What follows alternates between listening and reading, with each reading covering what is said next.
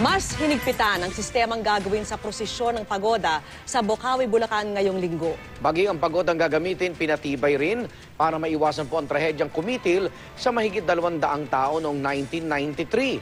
Saksi si Mariz Umali. Sariwa pa sa mga taga Bocaue, Bulacan ang paglubog ng pagoda sa prosesyon sa ilog noong July 2, 1993. Dahil sa pagputok ng generator, nagpanik ang mga tao at nawalan ng balanse ang pagoda. 266 ang namatay, 30 ang di na natagpuan. Kaya sa muling pagbuhay ng prosesyon ng pagoda ngayong linggo, binago na ang sistema. Bago makasakay ang mga debotong nais sumama, kailangan munang magpalista. Hanggang 250 na lang ang pwedeng sumakay, lahat pagsusuotin ng life vest. Bawal ang mga batang 7 years old pababa, habang ang mga 8 to 17 years old dapat may kasamang guardian. Bawal din sumakay ang nakainom, pati paninigarilyo at pagdadala ng alak. Bago at mas matibay na rin ang pagoda. Pinagtulong-tulungan ito ng mga residente at lokal na pamahalaan ng Bocaue. Kumonsulta pa sila sa ilang arkitekto, engineer at coast guard para buuin ito. 3 bangka ng patungan ng pagoda mula sa dating 2. May haliging bakal na rin ang mga hagdan at poste nito. Bilang kami mga Katoliko, hinahanap namin may bakit parang matagdagan yung grasya binibigay sa amin ni Lord. Malaki kulang, talagang nire-request namin talagang mabalik ito, hinahanap ng tao. Mai-encourage ito yung ating mga turista na pumunta at dumayo dito. Alam naman natin na kasaysayan ng cruise sa Bocaue na ito ay nakuha ng isang mangingisda sa lawa na kung saan itong ginagawa nating pagoda ay bilang pasasalamat at pamiminta kasi sa kanilang mahal na patron.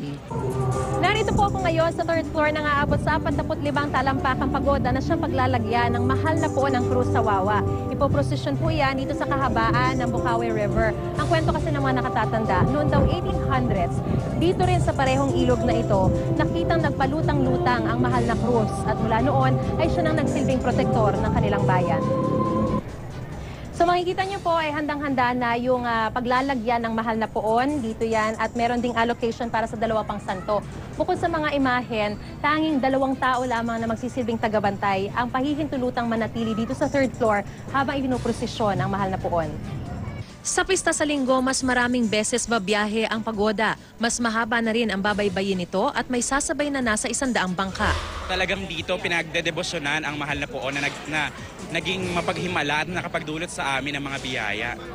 Ngayong muling binubuhay ang tradisyon, di maitago ang saya ng 87-year-old na si Lola Florentina. Di rin daw siya nagmimintis sa 9 na gabi ng novenaryo sakay ng pagoda bago ang pista.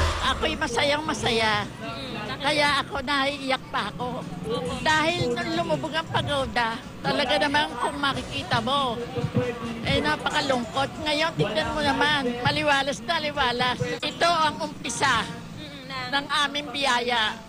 Mula rito sa Bocaue, Bulacan, ako si Mariz Umali ang inyong saksi.